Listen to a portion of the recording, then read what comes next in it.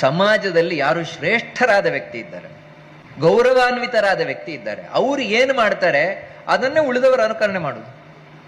ಅವರು ತಪ್ಪು ದಾರಿ ಹಿಡಿದ್ರ ಎಲ್ಲರೂ ತಪ್ಪು ದಾರಿ ಹಿಡಿತಾರೆ.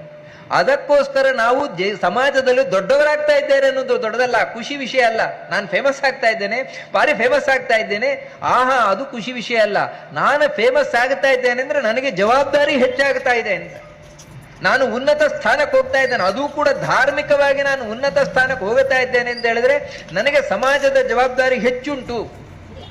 ಅದು ಇವತ್ತಿನ ಕಾಲದಲ್ಲೂ ಯಾವ ರೀತಿ ಇದೆ ಅಂತ ಹೇಳಿದ್ರೆ ಜನರಿಗೆ ಗೊತ್ತಿಲ್ಲ. ಪಾಪ ಏನ್ ಮಾಡ್ತಾರೆ ಅಂದ್ರೆ ಯಾರು ಉನ್ನತ ಸ್ಥಾನದಲ್ಲಿದ್ದಾರೆ ಅವರನ್ನೇ ನೋಡ್ತಾರೆ.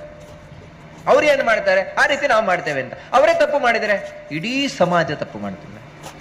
ಅದಕ್ಕಾಗಿ ಯಾರು ಇಂತಹ ಶ್ರೇಷ್ಠವಾದವರಿದ್ದಾರೆ ಅವರು ಮೊದಲು ತಾವು ಮಾಡಿ ಸಮಾಜಕ್ಕೆ ಮಾರ್ಗದರ್ಶನ ಮಾಡ್ಬೇಕು. ನೋಡು, ನೀನು ಆ ರೀತಿ ಮಾಡ್ಬೇಕು. ಯಾಕಂದ್ರೆ ನೀನು ಒಬ್ಬ ಸಮಾಜದಲ್ಲಿ ಗೌರವಾನ್ವಿತ